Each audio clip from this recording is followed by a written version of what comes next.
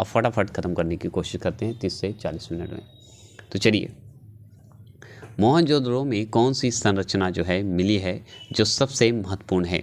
बताइएगा कौन मिला है सबसे प्राचीन मतलब महत्वपूर्ण है। तो याद रखिएगा ऑप्शन नंबर ए, याद रखिएगा विशाल स्नानागार याद रखिएगा। और अगर आपको लगता है कि हड़प्पा सभ्यता से आपको कन्फ्यूजन है तो मैं वीडियो डाल चुका हूँ, आप ज़रूर से ज़रूर देख लेंगे, आप प्रॉब्लम सोल्व हो जाएगा। ज़रूर से ज़रूर सोल्व कर लीजिएगा, वन लाइनर है, ध्यान रखिएगा। आगे सवाल है मेरे दोस्त, दूसरा प्रश्न है कि लुम्बिनी महात्मा बुद्ध की जीवनी जो है, लुम्बिनी जो है आप देख रहे हैं, लुम्बिनी महात्मा बुद्ध की जीवनी कि किस घटना से संबंधित है? लुम्बिनी जो एक ग्रामीण क्षेत्र है, वो बताइए कि महात्मा बुद्ध के जीवन से कैसे, मतलब कौन सी घटना से है संबंधित है। ऑप्शन के अनुसार आपको बताना है। तो आप याद रखिएगा जन्म से है, क्योंकि लुम्बिनी में ये जन्मे थे।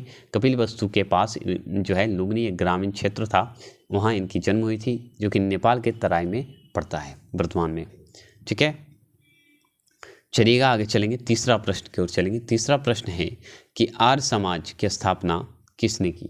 तो अगर पूछे कि आर्य समाज की स्थापना की अगर बात करेंगे तो याद रखिएगा इसमें ही मुझसे थोड़ी सी गलती हो गई थी। क्या हुई थी कि आर्य समाज का डेट जो है 1875 है, जो कि मैं उल्टा बता दिया कि सत्य शोधक समाज का 1873 था। ठीक है, तो अभी जो है जहाँ पे मुझसे गलती हुई वो क्लियर कर लीजिए कि सत्य शोधक समाज प्रैक्टिस सेट 8 में, ध्यान रखिएगा, ध्यान रखेंगे प्रैक्टिस सेट जो 8 में मुझसे गलती हुई थी कि ज्योतिबा फुले का जो सत्य शोधक समाज की स्थापना हुई थी 1873 में हुआ था। 1875 में अगर वो पूछे तो याद रखिएगा आर्य समाज की स्थापना हुई थी। और आर्य समाज की स्थापना किसने की थी? तो याद रखिएगा option number C, Dayanand Saraswati ने किए थे। याद रखिएगा स्वामी दयानंद सरस्वती। ठीक है, आगे चलेंगे। आगे सवाल है, चौथा प्रश्न की ओर चलेंगे। चौथा प्रश्न है, स्वतंत्रता आंदोलन के दौरान जन जागृति का कार्यक्रम पूरा करने के लिए गणेश उत्सव व शिवाजी उत्सव मनाना किसने प्रारंभ किया था? बताइएगा, जन जागृत करने के लिए शिवाजी उत्सव, गणेश उत्सव जो है कौन मनाए थे? ये 4 ऑप्शन के हिसाब से आपको जवाब देना है, बताइएगा। तो याद रखिएगा ऑप्शन नंबर ए देख रहे हैं, लोकमान्य बाल गंगाधर तिलक ने ही शुरू किए थे। याद रखिएगा गणेश उत्सव या शिवाजी उत्सव ये बाल गंगाधर तिलक शुरू किए थे, याद रखिएगा। ठीक है, बहुत ही महत्वपूर्ण है ये। चलिएगा 5वां प्रश्न की ओर चलेंगे। आज़ाद हिंद फौज का गठन कब हुआ? तो याद रखिएगा ऑप्शन नंबर बी, याद रखेंगे 1942 में हुआ था। याद रखेंगे 1942 में एक और हुआ था भारत छोड़ो आंदोलन, उसी के दौरान ये आज़ाद हिंद फौज का गठन हुआ था, जो कि इनका लीडर के रूप में, आज़ाद हिंद फौज के मेन लीडर के रूप में सुभाष चंद्र बोस को जाना जाता है। याद रखिएगा। चलिए आगे चलें, 6ठा प्रश्न की ओर चलेंगे। रॉलेट एक्ट जो होता है अधिनियम किस वर्ष, याद रखेंगे, किस वर्ष में पारित किया गया था? बताइएगा, मतलब किस वर्ष जो है पारित किया गया था ये बताइएगा। तो इसमें 4 ऑप्शन आपके सामने है, 4 ऑप्शन में जवाब देना है, कौन सा होगा? तो आप जानते हैं कि इसका आंसर का जवाब बहुत ही महत्वपूर्ण है, क्योंकि 21 मार्च 1919 में हुआ था। कब हुआ था? तो 21 मार्च 1919 में हुआ था, ये ध्यान रखिएगा। रॉलेट एक्ट जो है आपको 21 मार्च 1919 में हुआ था, ये ध्यान रखेंगे। ठीक है, डेट क्लियर हो गया। चलेंगे आगे की ओर। आगे 7वां प्रश्न क्या है? 1942 जो है 1942 आप जानते हैं कि प्रसिद्ध भारत छोड़ो प्रस्ताव कब पारित हुआ? तो अगर पूछे 1942 में अगर भारत छोड़ो प्रस्ताव की अगर बात करेंगे तो इसमें 4 ऑप्शन है, उस 4 ऑप्शन के हिसाब से आपको ऑप्शन नंबर डी लगाना है, 8 अगस्त 1942। क्या लगाइएगा? 8 अगस्त 1942। और जिन्होंने 8 अगस्त 1942 लगाए वो सही लगाए। याद रखिएगा ये आपको अखिल भारतीय कांग्रेस की बैठक के तहत हुआ था। 8 अगस्त 1942 को भारत छोड़ो का प्रस्ताव पारित, याद रखेंगे। चलेंगे आगे 8वां प्रश्न की ओर चलेंगे। 8वां प्रश्न है नेपोलियन संहिता। क्या है? नेपोलियन संहिता 1804 का क्या विषय है?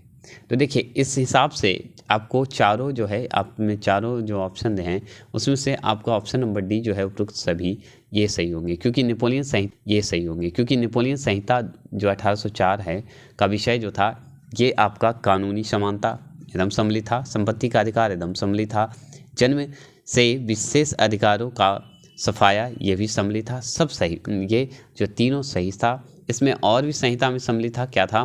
तो परिवहन था, याद रखिएगा, परिवहन था, याद रखेंगे। दूसरा आपको परिवहन के साथ साथ आपका और कौन सा विषय जुड़ा हुआ था मेरे दोस्त, तो याद रखिएगा इसमें जो है संचार भी सम्मिलित था। याद रखिएगा मतलब इस विषय में सम्मिलित, याद रखिएगा मापतोल भी, याद रखिएगा मापतोल भी है,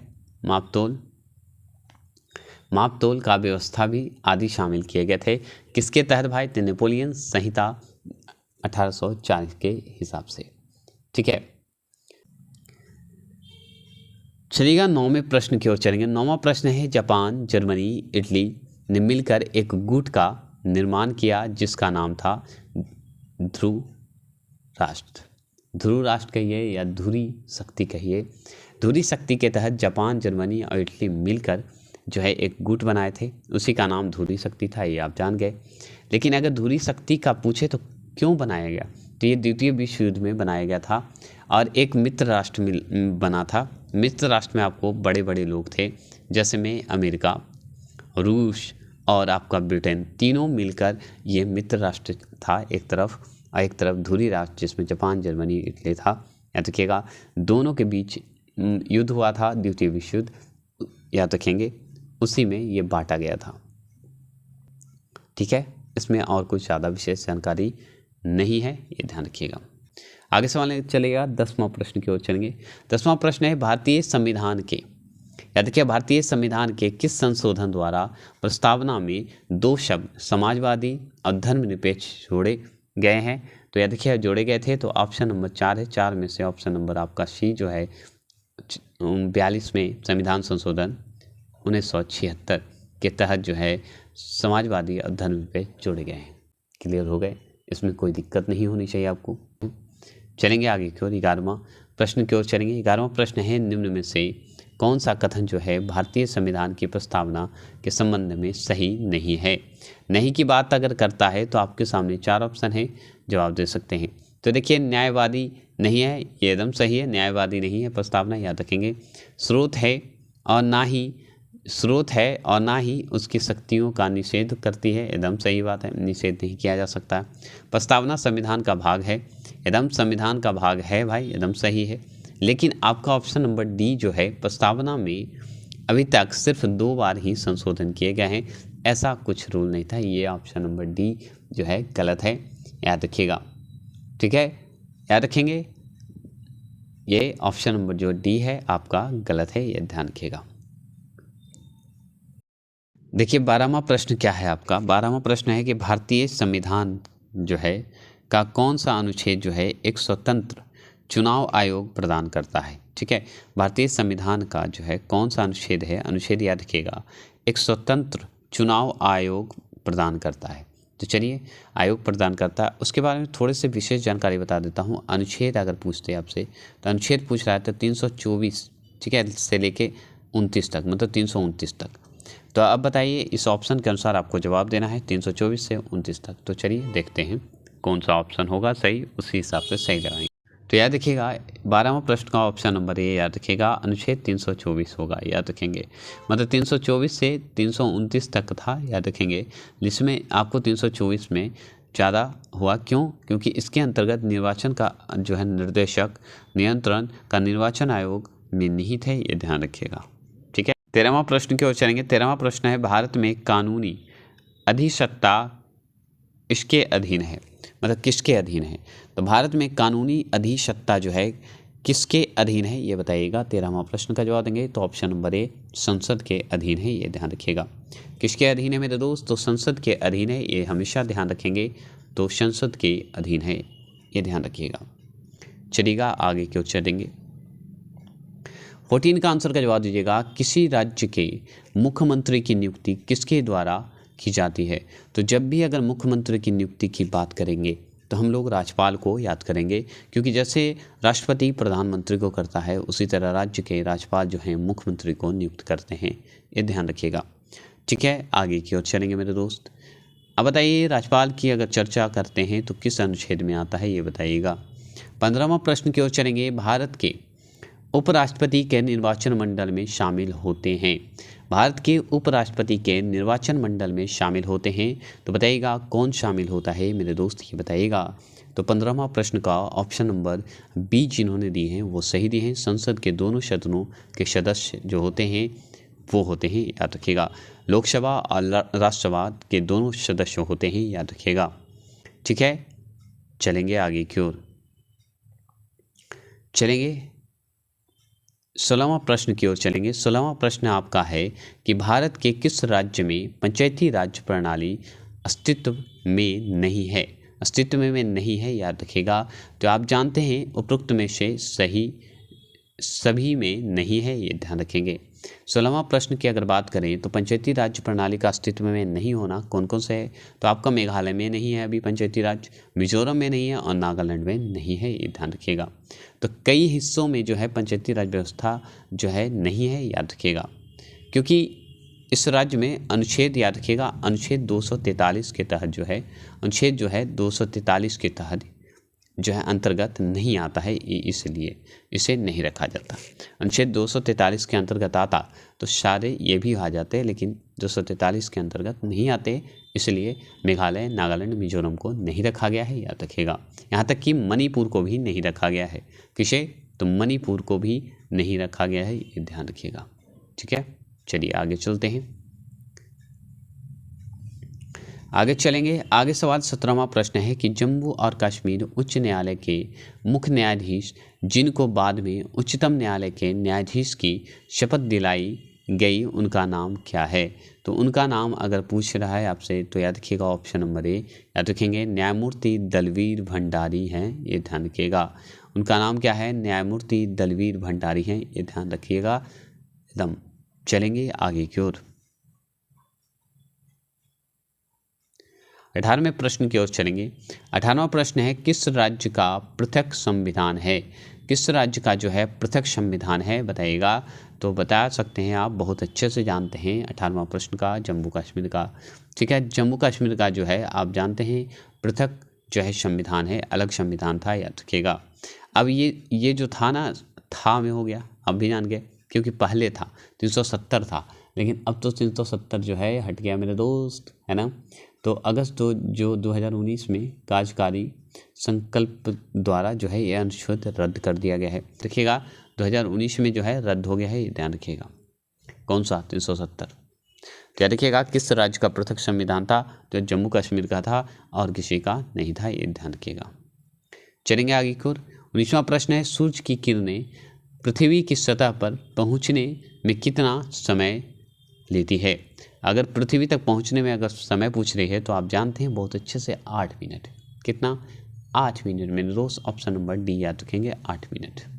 ठीक है, चलेंगे आगे। सवाल बनता है फिनलैंड की शासिका मुद्रा कौन है? मतलब फिनलैंड की जो है मुद्रा क्या है ये पूछ रहा है, बस शासिका मुद्रा कर दिया है।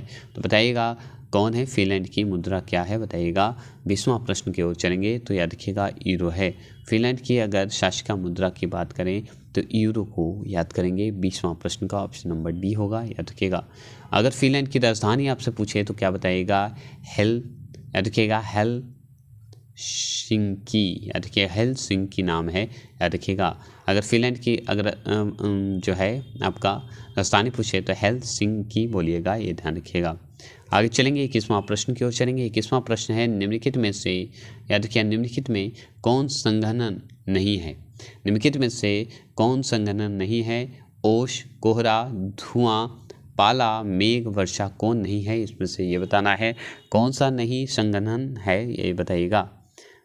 नहीं में बताना है। 21वां प्रश्न की ओर चलेंगे तो जिन्होंने ऑप्शन नंबर सी धुआं दो दी है वो सही जवाब दिए हैं, ऑप्शन नंबर सी, याद रखिएगा। चलेंगे ज्वार भाटा की उत्पत्ति का कारण है। ज्वार भाटा की उत्पत्ति का कारण है क्या है, ये बताइएगा।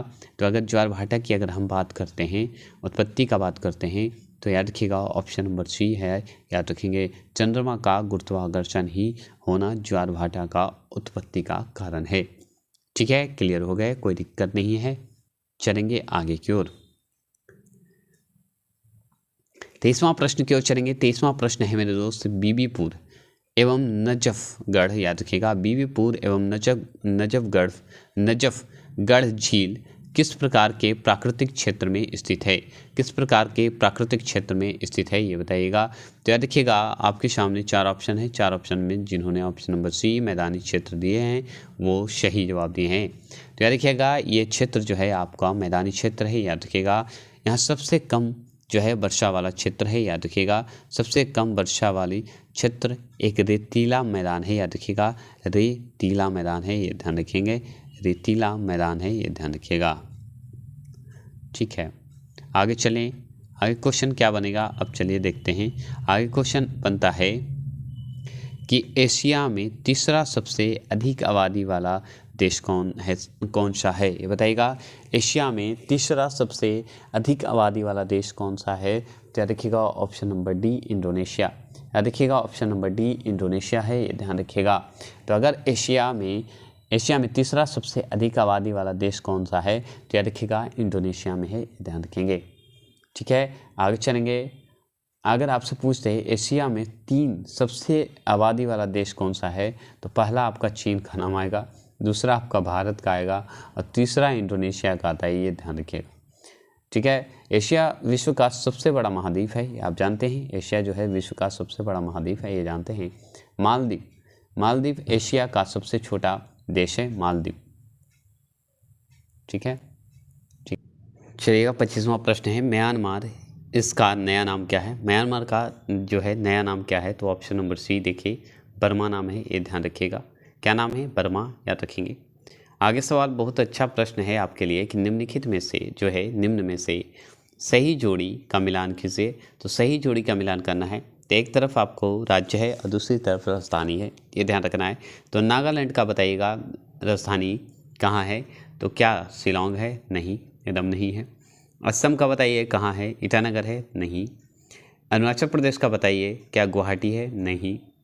ठीक है, तो बताइएगा किसका आंसर होगा? तो ऑप्शन नंबर डी जो है आपका त्रिपुरा अगरतला होगा, ये ध्यान रखिएगा। देखिए अब इसमें क्या है, आपके सामने 4 ऑप्शन है, ठीक है, जिसमें नागालैंड, असम, अरुणाचल प्रदेश। बताइएगा इसकी राजधानी आप कमेंट बॉक्स में करेंगे, बहुत ईजी है। तो इससे आपको अनुमान हो जाएगा राजधानी याद है कि नहीं, आप कमेंट बॉक्स में करेंगे। क्योंकि ये सवाल हल्का है इसलिए इग्नोर करते हैं, इग्नोर करने में ही चूक जाते हैं मेरे दोस्त, तो इग्नोर नहीं होनी चाहिए। चलेंगे 27वां प्रश्न का है कि नाथुला दर्रा जो है किस राज्य में स्थित है? अगर नाथुला दर्रा की अगर बात करें तो किस राज्य को याद करेंगे बताइएगा। तो नाथुला दर्रा जो है बताइएगा, नाथुला दर्रा आपको ऑप्शन नंबर सी सिक्किम में है, ये ध्यान रखिएगा। नाथुला दर्रा ऑप्शन नंबर सी सिक्किम में है, ये ध्यान रखिएगा। आगे सवाल बनता है आपका 28वां प्रश्न है कि नागार्जुन सागर बांध जिस नदी पर स्थित है वह है कौन सा बताइएगा। तो आप अच्छे से जानते हैं ऑप्शन नंबर ए कृष्णा नदी। कौन है? ऑप्शन नंबर ए कृष्णा नदी पे है, याद रखिएगा, कृष्णा नदी पे है, ये ध्यान रखिएगा। 25 का क्वेश्चन का बताइएगा म्यांमार इसका नया नाम है, बताइएगा म्यांमार इसका नया नाम है। तो ऑप्शन नंबर सी याद रखिएगा, बर्मा का नया नाम है, याद रखेंगे। ठीक है, आगे चलेंगे, सवाल आगे है 26 का आंसर करवा दीजिएगा। 26 है कि निम्न में से सही जोड़ा का मिलान कीजिए। तो सही जोड़ा में एक तरफ राज्य है, एक तरफ राजधानी है। तो याद रखिएगा इसमें जो है आपका नागालैंड का नहीं है, असम का नहीं है, अरुणाचल प्रदेश का नहीं है, लेकिन option number D Tripura Agartala है, ये सही जोड़ी है, याद रखिएगा। तो नागालैंड, असम और अरुणाचल प्रदेश का आप कमेंट बॉक्स में कमेंट करेंगे, ठीक है, राजधानी कमेंट करेंगे। आगे चलेंगे 27वां प्रश्न की ओर चलेंगे। 27वां प्रश्न है कि नाथुला दर्रा जो है किस राज्य में स्थित है? तो याद रखिएगा ऑप्शन नंबर सी सिक्किम में स्थित है, ये ध्यान रखिएगा। चलेंगे आगे की ओर चलेंगे। आगे की सवाल है 28वां प्रश्न है कि नागार्जुन सागर बांध जो है जिस नदी पर स्थित है वह है कृष्णा नदी, याद रखेंगे, ऑप्शन नंबर ए याद रखेंगे। आप बताइए कि नागार्जुन सागर बांध जो है वर्तमान में कहाँ है, हैदराबाद में कि तेलंगाना में? ये बताइए कि दोनों जगह है, कमेंट बॉक्स में कमेंट करेंगे, क्योंकि इंपॉर्टेंट है इसलिए मैं पूछ रहा हूँ। 29वां प्रश्न है कि किसी मरु क्षेत्र, याद रखिएगा, किसी मरु क्षेत्र में मृदा अपरदन को रोका जा सकता है। किसी मरु क्षेत्र में बताइए मृदा अपरदन को रोका जा सकता है। तो आपके सामने 4 ऑप्शन है, उस हिसाब से बताइए कौन सा होगा। 29 का आंसर का जवाब दीजिएगा। तो याद रखिएगा ऑप्शन नंबर सी, पेड़ लगाकर अब वन रोपण द्वारा से रुका जा सकता है। आप अच्छे से जानते हैं, ठीक है, रोपण विधि भी कहते हैं, याद रखिएगा। चलिएगा 30 क्वेश्चन का जवाब दीजिएगा। 30वां प्रश्न की ओर है कि जनगणना 2011 के अनुसार सर्वाधिक घनी आबादी वाला राज्य कौन सा है। तो जनगणना 2011 के अनुसार सर्वाधिक घनी आबादी वाला राज्य कौन सा है। आपके सामने 4 ऑप्शन है, जवाब देंगे। 30वां प्रश्न का जवाब दीजिएगा। तो ऑप्शन नंबर सी याद रखिएगा उत्तर प्रदेश है, ये ध्यान रखेंगे। ऑप्शन नंबर सी उत्तर प्रदेश है, ये ध्यान रखिएगा। आगे सवाल बनता है मेरे दोस्त, 31वां प्रश्न की ओर चलेंगे। वैश्वीकरण से क्या तात्पर्य है। वैश्वीकरण से जो है क्या तात्पर्य है, ये बताइएगा। तो याद रखिएगा ऑप्शन नंबर डी याद रखेंगे, उपरोक्त में से कोई नहीं, ये ध्यान रखिएगा। मतलब अपनी अर्थव्यवस्था तथा विश्व अर्थव्यवस्था में असमंजस स्थापित करना, याद रखिएगा। कानून में ढीला देना, याद रखिएगा। आयात निर्यात पर अंकुश लगाना, ये भी ध्यान रखिएगा, ठीक है। ये सब जो है आपका उपरोक्त में से कोई नहीं है, याद रखेंगे, ठीक है। वैश्वीकरण से क्या तात्पर्य है, ये इसमें जो था ऑप्शन नंबर डी, इनमें से कोई नहीं, ठीक है। क्लियर हो गए, मतलब इसका आंसर जो है आपको कोई नहीं है, इस ऑप्शन के अनुसार तो कोई नहीं है, ये ध्यान रखिएगा। क्योंकि वैश्वीकरण का शाब्दिक अर्थ होता है स्थानीय, ठीक है। स्थानीय जो होता है ना, स्थानीय और क्षेत्रीय, याद रखिएगा। स्थानीय और क्षेत्रीय जो हैं वस्तुओं या घटनाओं पर विश्व स्तर पर रूपांतरण करना, इसी को वैश्वीकरण कहते हैं, जो कि इसमें है नहीं ऑप्शन के अनुसार, ठीक है। तो ऑप्शन नंबर जो है आपका डी होगा, इनमें से कोई नहीं, ठीक है। तो इस क्वेश्चन को आप छाट भी सकते हैं, हटा भी सकते हैं, ठीक है। 32 का क्वेश्चन का जवाब देंगे। 32 में है कि 1 रुपये के नोट, याद रखिए 1 रुपये के नोट सिक्के द्वारा जारी किए जाते हैं। 1 रुपये के नोट जो है किसके द्वारा जो है जारी किया जाता है, ये पूछ रहा है। तो 1 रुपये के नोट किसके द्वारा जारी किए जाते हैं या किया जाता है, ये सवाल बनता है। तो आप जानते हैं कि भारत सरकार द्वारा 1 रुपये के नोट या 1 रुपये के सिक्के जारी किए जाते हैं, ये ध्यान रखिएगा, ठीक है। बताइएगा निम्नलिखित में से कौन से दक्षिण अमेरिकन देश में वर्ष 2000, याद रखिएगा वर्ष 2000 में पानी की आपूर्ति के निजीकरण के विरुद्ध पानी युद्ध हुआ था। तो पानी युद्ध की अगर बात करें तो ऑप्शन नंबर सी बोलीविया कहेंगे, याद रखिएगा। बोलीविया देश में हुआ था, ये ध्यान रखिएगा, ठीक है। आगे 34वां प्रश्न है कि निम्न में से कौन नकारात्मक स्वतंत्रता का प्रतिपादक हैं। बताइएगा नकारात्मक स्वतंत्रता का प्रतिपादक हैं कौन है, बताइएगा। तो याद रखिएगा इसका आंसर अगर आपसे पूछें तो ऑप्शन नंबर बी है आइजिया बर्लिन, याद रखिएगा आइजिया बर्लिन है, यह ध्यान रखिएगा, ठीक है। आगे चलेंगे। आगे सवाल है मानवाधिकार दिवस कब मनाया जाता है, बता सकते हैं। तो मानवाधिकार अगर बात करें तो 10 दिसंबर को मनाया जाता है, ये ध्यान रखिएगा। चलेंगे आगे की ओर, 36वां प्रश्न की ओर चलेंगे। 36वां प्रश्न क्या है कि इस राज्य में विश्व प्रसिद्ध अजंता गुफा स्थित है। बताइएगा इस राज्य में विश्व प्रसिद्ध अजंता गुफा स्थित है, कहाँ है। तो याद रखिएगा ऑप्शन नंबर बी, याद रखेंगे महाराष्ट्र में। कहाँ है, महाराष्ट्र में, ये ध्यान रखिएगा। तो याद रखेंगे इस राज्य में विश्व प्रसिद्ध अजंता गुफा कहाँ स्थित है। तो याद रखिएगा आपको महाराष्ट्र में है, ये ध्यान रखिएगा। ये बौद्ध धर्मों से संबंधित जो चित्र एवं शिल्पकारी का एक नमूना है, याद रखेंगे। इसे अगर पूछा जाए अजंता गुफा को तो 1983 में जो है यूनेस्को में इसे विश्व धरोहर स्थल घोषित किया गया था, 1983 में, ठीक है। आगे सवाल बनता है 37वां प्रश्न। अपतृष्ण, याद रखिएगा अपतृष्ण के जीव वैज्ञानिक, याद रखिए अपतृष्ण के जीव वैज्ञानिक नियंत्रण में ओपसिया अपतृष्ण के नियंत्रक, ठीक है, नियंत्रण हेतु प्रयुक्त होने वाले कीट का नाम बताइए। कीट का नाम बताइए। आप इसमें 4 ऑप्शन है, जवाब देंगे। तो याद रखिएगा ऑप्शन नंबर बी, याद रखिएगा कौचनील कीट कहेंगे, याद रखिएगा कौचनील कीट कहेंगे, ये ध्यान रखिएगा कौचनील कीट, ठीक है। 38वां प्रश्न की ओर चलेंगे। 38वां प्रश्न क्या है कि निम्न में से कोशिकाओं का जो है कौन सा भाग जो है पशु कोशिकाओं में नहीं है। मतलब पशु कोशिकाओं में नहीं होता है, ये बताइएगा। तो याद रखिएगा ऑप्शन नंबर सी याद रखेंगे, कोशिका भित्ति। याद रखिएगा कोशिका भित्ति, ये ध्यान रखिएगा। आगे सवाल बनता है 39वां प्रश्न है, एंजाइम मदद करता है, बताइएगा किससे। एंजाइम जो है मदद करता है, बताइएगा एंजाइम जो है मदद करता है, तो आप अच्छे से जानते हैं भोजन पचाने में क्या करता है, भोजन पचाने में करता है, या ध्यान रखिएगा। एंजाइम एक प्रकार का प्रोटीन होता है, या आप अच्छे से जानते हैं, और प्रोटीन है तो भोजन पचाने के काम में आता है, ये ध्यान रखिएगा। चलेंगे 40वां प्रश्न की ओर बढ़ेंगे। चलिए 40वां प्रश्न है, सामान्य श्वास, या देखिए सामान्य स्वास्थ्य दर क्या है। सामान्य जो है स्वास्थ्य दर क्या है, तो बताइएगा सामान्य जो हम लोग सांस लेते हैं वो दर बताइएगा कितना होता है।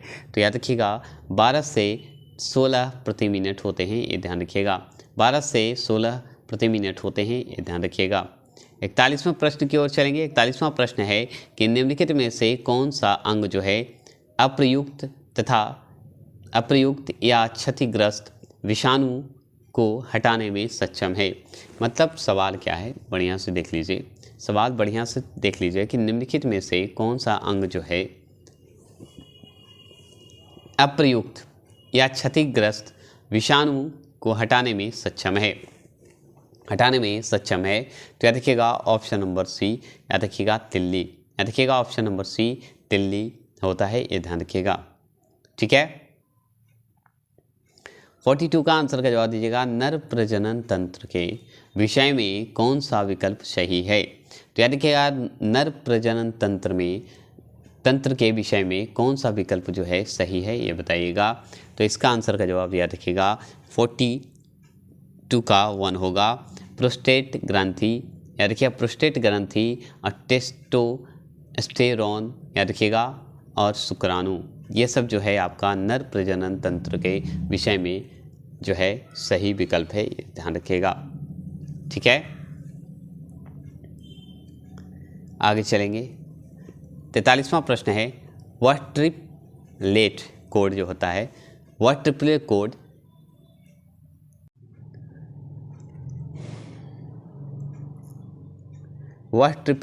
बताइएगा। वह ट्रिपलेट कोड जो अनुवाद प्रक्रिया को रोकती है, वह ट्रिपलेट कोड जो अनुवाद प्रक्रिया को रोकती है वो क्या कहलाती है, ये बताइएगा। तो याद रखिएगा 43 का आंसर का अगर जवाब चाहिए तो ऑप्शन नंबर बी UAA होता है, याद रखिएगा। UAA होता है, याद रखेंगे। ये UAA और UGA साप्ताहिक कोड होते हैं, ये ध्यान रखिएगा। तो UAG अगर होता तो भी सही होता, UGA होता तो सही होता, मतलब UGA होता तो भी ये सही होता, नहीं तो UAA भी सही है, ध्यान रखिएगा। ठीक है, चलिएगा 44वां प्रश्न की ओर चलेंगे। 44वां प्रश्न है कि निम्नलिखित में से कौन सा पादप मलेरिया रोधी दवा का एक स्रोत है, बताइएगा। 44वां प्रश्न का जवाब दीजिएगा कि कौन सा पादप जो है मलेरिया रोधी दवा का एक स्रोत है, बताएंगे। तो याद रखिएगा ऑप्शन नंबर डी, याद रखिएगा सिलिकॉन ना है, ये ध्यान रखेंगे, सिलिकॉना है, ये ध्यान रखिएगा। 45 का आंसर का जवाब दीजिएगा। पुष्प के किस हिस्से में पराग का उत्पादन होता है, पुष्प के किस हिस्से में पराग का उत्पादन होता है। 45 का आंसर का जवाब देंगे, तो याद रखिएगा ऑप्शन नंबर सी पराग कोश में। किसमें, तो पराग कोश में होता है, ये ध्यान रखिएगा।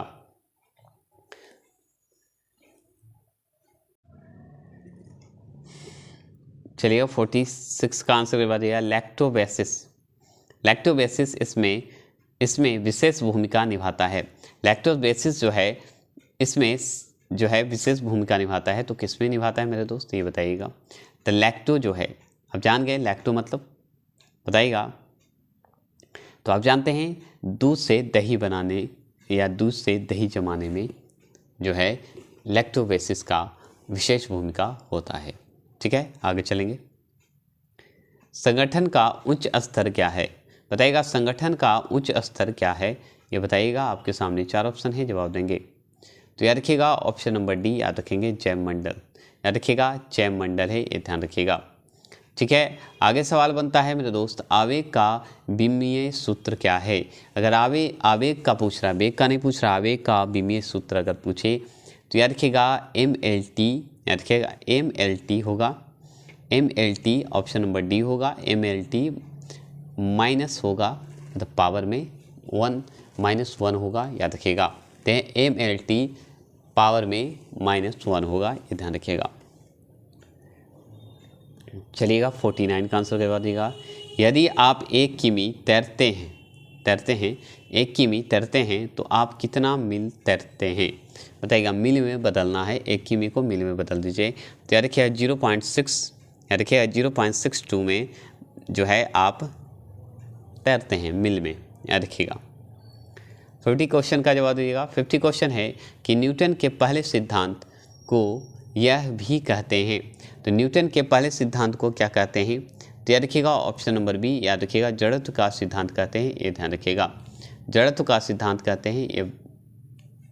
आज चलेंगे 51 का। कौन सा उपकरण जो है विद्युत ऊर्जा को यांत्रिक ऊर्जा में, याद रखिएगा, परिवर्तित करने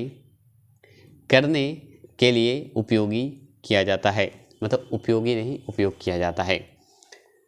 बताइएगा कौन सा उपकरण जो है विद्युत ऊर्जा को यांत्रिक ऊर्जा में परिवर्तित करने के लिए उपयोग किया जाता है, ये बताइएगा। तो याद रखिएगा आप 51 का आंसर का जवाब दीजिएगा। तो ऑप्शन नंबर सी याद रखेंगे, इलेक्ट्रिक मोटर में किया जाता है। ठीक है, आगे सवाल है 52। मानवों में ध्वनि उत्पन्न होती है, मानवों में जो है ध्वनि उत्पन्न होती है वो किस कारण से होती है, तो याद रखिएगा ऑप्शन नंबर बी याद रखेंगे, कंठ द्वारा होता है, ये आप जानते हैं। ठीक है, किसके द्वारा होता है, तो स्वर यंत्र कहते हैं उसे, कंठ यंत्र भी कहते हैं, ये ध्यान रखिएगा। चलिएगा आगे की ओर चलेंगे। 53 का आंसर का जवाब दीजिएगा। गुरुत्वीय उत्त्वरण जो है जी का मान किसके समान घटता है, जी का मान किसके समान घटता है, ये बताइएगा। तो याद रखिएगा ऑप्शन नंबर डी ऊंचाई। ठीक है, ऑप्शन नंबर डी ऊंचाई याद रखेंगे। 54 का आंसर का जवाब दीजिएगा। 54 है कि निम्नलिखित में से कौन सा मलेरिया परजीवी है, कौन सा जो है मलेरिया परजीवी है, ये ध्यान रखिएगा। तो याद रखिएगा ऑप्शन नंबर सी याद रखिएगा, प्लाज्मोडियम होता है, ये ध्यान रखेंगे। ऑप्शन नंबर सी प्लाज्मोडियम होता है, ये ध्यान रखिएगा। आगे सवाल बनता है आपका 55 का आंसर का जो बताइए कि समतल दर्पण द्वारा निर्मित प्रतिबिंब होता है, समतल दर्पण द्वारा निर्मित प्रतिबिंब होता है, ये बताइएगा। तो याद रखिएगा ऑप्शन नंबर डी जो है आपका इसका आंसर होगा। दर्पण के पीछे आभासीय तथा वस्तु के आकार के समान होता है, ये ध्यान रखिएगा। ठीक है, चलिए मेरे दोस्त आज ये 9वां प्रैक्टिस सेट करवा के आपको इसमें जो है ना 8वां जो प्रैक्टिस सेट है ना थोड़ा सी ज़्यादा गलती है, ये ध्यान रखिएगा। ठीक है, और लेकिन 9वां प्रैक्टिस सेट में ज़्यादा गलती नहीं है, लेकिन इसके बाद जो प्लेटफॉर्म का है आपको मंडे से आपको प्रैक्टिस सेट 2 या 3 को करवा दूंगा जो कि इम्पोर्टेंट है। ठीक है, तो टेंशन ना लेंगे, करवा देंगे। तो चलिए आगे चलते हैं। चलिएगा 56 का आंसर का जवाब दीजिएगा। 56 में है विद्युत प्रतिरोध। याद रखिए विद्युत प्रतिरोध को मापने के लिए इकाई है, विद्युत प्रतिरोध को मापने के लिए इकाई है, तो बताइएगा कौन सा इकाई है, ये बताएंगे। तो इसका आंसर का जवाब दीजिए। तो इसका आंसर का जवाब ओम होगा, ऑप्शन नंबर बी होगा। तो विद्युत प्रतिरोध मापने का इकाई ओम होता है, याद रखेंगे, ऑप्शन नंबर बी, ये ध्यान रखिएगा। चलेंगे 57 की ओर चलेंगे। 57 में है कि स्पंज, याद रखिएगा स्पंज जिस प्रकार से छिद्र से, याद रखिएगा स्पंज जो है जिस प्रकार से छिद्र से संबंधित है उसी प्रकार से रबड़ जो है संबंधित है। तो बताइएगा स्पंज जो है जिस प्रकार छिद्र से संबंधित है उसी तरह बताइए उसी प्रकार रबड़ जो है संबंधित है किससे, ये पूछना चाह रहा है। तो याद रखिएगा प्रत्यास्थ से जो है ये संबंधित है, ये ध्यान रखिएगा, प्रत्यास्थ। ठीक है, चलिएगा 58 का आंसर का जवाब दीजिएगा। 58 का आंसर क्या है, 4 जरों में क्रमशः O2, CO2, H2 और N2 गैस भरी है। निम्नलिखित में से किस परीक्षण द्वारा इन 4 गैसों की पहचान की जा सकती है, बताइएगा। तो याद रखिएगा 58 का आंसर का जवाब ऑप्शन नंबर डी, उपरोक्त में से किसी से भी नहीं। याद रखिएगा उपरोक्त में से किसी से भी नहीं होगा इसका आंसर। चलिए आगे चलते हैं। ठीक है, फटाफट चलते हैं मेरे दोस्त। ठीक है, आगे चलेंगे। याद रखिएगा भारी जल का अनुभार है। भारी जल का अगर अनुभार आपसे पूछ रहा है तो याद रखिएगा 20 होगा, ये ध्यान रखिएगा। ऑप्शन नंबर ए होगा, 20 होगा, ये ध्यान रखिएगा। अनुभार क्या होगा, 20 होगा, याद रखेंगे। आगे चलेंगे। आगे सवाल है, निम्नलिखित में से किस तत्व का परमाणु त्रिज्या सबसे छोटा होता है। निम्नलिखित में से किस तत्व का परमाणु त्रिज्या जो है सबसे छोटा होता है, तो याद रखिएगा ऑप्शन नंबर बी क्लोरीन का होता है, ये ध्यान रखिएगा। आगे चलेंगे। इन्वर्टर, याद रखिएगा इन्वर्टर बैटरी, याद रखिएगा इन्वर्टर बैटरी में कौन सा एसिड उपयोग में लिया जाता है, बताइएगा कौन सा एसिड जो है उपयोग में लिया जाता है, ये बताइएगा। तो याद रखिएगा ऑप्शन नंबर सी, याद रखिएगा H2SO4 लिया जाता है, ध्यान रखेंगे। क्या लेते हैं, सल्फ्यूरिक एसिड पाया जाता है, याद रखिएगा सल्फ्यूरिक एसिड अम्ल जो है हम लोग लेते हैं। उसे अगर कहा जाए तो सल्फ्यूरिक जो एसिड को अम्लों का राजा थोथा का तेल के नाम से भी जानते हैं, याद रखिएगा थोथा के नाम से भी जानते हैं, याद रखिएगा अम्लों का राजा कहा जाता है सल्फ्यूरिक एसिड को, याद रखेंगे। ठीक है, याद रखिएगा H2SO4 है। 62 का आंसर का जवाब दीजिएगा। 62 है कि कांच बनने में उपयोग आने वाला जो है मुख्य घटक है, तो कांच बनने में उपयोग आने वाला मुख्य घटक है, क्या है बताइएगा। तो याद रखिएगा ऑप्शन नंबर सी, याद रखेंगे, याद रखिएगा सिलिका, याद रखेंगे। क्या बोलिएगा, तो सिलिका बोलिएगा मेरे दोस्त, याद रखेंगे सिलिका। ठीक है, आगे चलेंगे। आगे 63वां प्रश्न है कि ब्लीचिंग पाउडर का रासायनिक सूत्र क्या है। अगर ब्लीचिंग पाउडर का रासायनिक सूत्र की अगर बात करें तो CaOCl2 है, CaOCl2 है, ये ध्यान रखिएगा। तो ऑप्शन नंबर बी होगा, ये ध्यान रखिएगा ब्लीचिंग पाउडर का रासायनिक सूत्र। ठीक है, आगे चलेंगे। आगे है 64वां प्रश्न, कैलेमाइन, याद रखिएगा कैलेमाइन एक खनिज है जिसमें होता है, कैलेमाइन जो है एक खनिज है जिसमें होता है, क्या होता है ये बताइएगा। तो ऑप्शन नंबर डी, याद रखेंगे ZnCO3 होता है, ये ध्यान रखिएगा। ठीक है, कैलेमाइन शब्द जिंक के लिए ही इस्तेमाल होता है, याद रखिएगा किया जाता है। कैलेमाइन जो है जिंक कार्बोनेट के अयस्क को कहते हैं, याद रखिएगा, जिसमें ZnCO3 जो है सूत्र है इसका। ठीक है, चलेंगे आगे की ओर। 65वां प्रश्न की ओर चलेंगे। ग्रेफाइट को पेंसिल में प्रयोग किया जाता है क्योंकि, बताइएगा क्योंकि, तो याद रखिएगा यह मुलायम होता है इसलिए होता है। जिन्होंने ऑप्शन नंबर डी दिया उन्होंने सही जवाब दिए हैं। 66वां प्रश्न की ओर चलेंगे। 66वां प्रश्न है मेरे दोस्त कि निम्न में से कौन सा योगात्मक बहुलक है। योगात्मक बहुलक की अगर बात करें तो PVC को कहेंगे, किसे कहेंगे, PVC को कहेंगे। आगे चलेंगे। आगे 67वां प्रश्न है कि बिहार की कौन सी जो है महिला Indian national army Azad Hind फौज में शामिल हुई थी, बताइएगा आज़ाद हिंद फौज में शामिल हुई थी, उनका नाम बताइएगा। तो माधुरी देवी का नाम आता है, ये ध्यान रखिएगा। आज़ाद हिंद फौज की बताइए, ऑनलाइनर में मैंने प्रश्न बनाया है जो कि मैं उस वीडियो को बता दूंगा। बिहार में पंचायत निकायों में महिलाओं को 50% आरक्षण किस वर्ष प्रदान किया गया, मतलब महिला को 50% का आरक्षण जो है किस वर्ष प्रदान किया गया था, ये बताइएगा। आपके सामने ऑप्शन है, तो याद रखिएगा ऑप्शन नंबर बी 2006 में। देखिए मेरे दोस्त, इसके अनुसार 2006 है, आप नया अपडेट देख लीजिएगा, कभी कभी 2005 दिया हुआ है कहीं कहीं, ये ध्यान रखिएगा। तो इसके अनुसार खान सर के बुक के अनुसार 2006 है, ये ध्यान रखिएगा। क्लियर कर दे रहा हूँ, ऐसा ना कि मुझे कहें कि गलत बताए। ठीक है, तो आप ध्यान रख लीजिएगा, नेट पे सर्च कर लीजिएगा, ये ध्यान रखिएगा, नहीं तो मैं इसका अपडेट आपको कमेंट बॉक्स में कर दूंगा।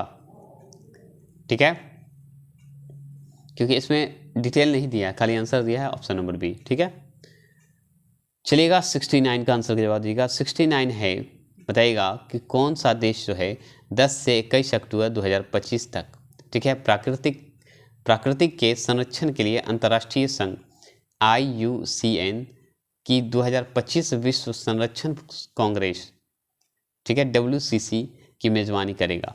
ठीक है, विश्व संरक्षण कांग्रेस WCC की मेज़बानी करेगा। कौन करेगा 2025 का, बताइएगा कौन करेगा। तो याद रखिएगा ऑप्शन नंबर बी UAE। कौन करेगा, UAE करेगा, ये ध्यान रखिएगा। ठीक है, आगे चलेंगे, इसका बहुत लंबा प्रोसेस है, बाद में बताएंगे। आगे चलेंगे, आगे सवाल देखिए, आपका 17वां प्रश्न है कि केंद्र सरकार ने मणिपुर में हुई हिंसा की जांच के लिए एक जांच आयोग का गठन किया गया है। आयोग की अध्यक्षता करेंगे, कौन करेंगे ये बताइएगा। 70 प्रश्न का जवाब देंगे तो ऑप्शन नंबर बी याद रखिएगा, अजय लामा करेंगे, याद रखेंगे। तो केंद्र सरकार ने मणिपुर में हुए जो हिंसा की जांच के लिए एक जांच आयोग का गठन जो किया गया है, उस आयोग का अध्यक्ष हैं अजय लांबा। ठीक है, चलिए आगे की ओर चलते हैं। 71वां प्रश्न की ओर चलेंगे। सार्वजनिक क्षेत्र में PSE, ठीक है, PSE का कुछ हिस्सा बेचकर सार्वजनिक क्षेत्र के उद्यमों के निजीकरण की प्रक्रिया को किस नाम से जाना जाता है। मतलब एक सार्वजनिक क्षेत्र का जो PCES है, याद रखिएगा, का कुछ हिस्सा बेच दिया जा रहा है, बेचकर सार्वजनिक जो क्षेत्र का उद्यम जो है, उद्यमों के निजीकरण की प्रक्रिया को किस नाम से हम लोग जानते हैं, ये पूछ रहा है आपसे। तो याद रखिएगा ऑप्शन नंबर बी, याद रखिएगा, विनिवेश के नाम से हम लोग जानते हैं। ठीक है, आगे चलेंगे। आगे प्रश्न आपका बनता है कि बुकर पुरस्कार जीतने वाली पहली भारतीय महिला का नाम निम्नलिखित में से क्या है। तो बुकर पुरस्कार जीतने वाली जो है पहली भारतीय महिला का नाम निम्नलिखित में से क्या है, ये बताएंगे। 72वां प्रश्न का जवाब देंगे तो याद रखिएगा अरुंधति, याद रखिएगा अरुंधति राय हैं, ये ध्यान रखिएगा। ठीक है, आगे सवाल बनता है कि सर विलियम जोन्स, याद रखिएगा, ने खाली जगह में एशियाटिक सोसाइटी की स्थापना की थी। तो कब की थी ये सवाल बनता है। तो याद रखिएगा ऑप्शन नंबर डी इसका आंसर बनता है 1784 में की थी, याद रखिएगा। तो 1784 में एशियाटिक सोसाइटी की स्थापना हुई थी, ये ध्यान रखिएगा। ठीक है, आगे चलेंगे। 74 का आंसर का जवाब दीजिएगा। निम्नलिखित में से कौन सा जो है स्मारक किंग जॉर्ज, ठीक है, किंग जॉर्ज पंचम और क्वीन मैरी का भारत में स्वागत करने के लिए बनवाया गया था, याद रखिएगा। वो गुजराती शैली से प्रभावित थे, मतलब किस गुजराती शैली से प्रभावित थे ये बताइएगा।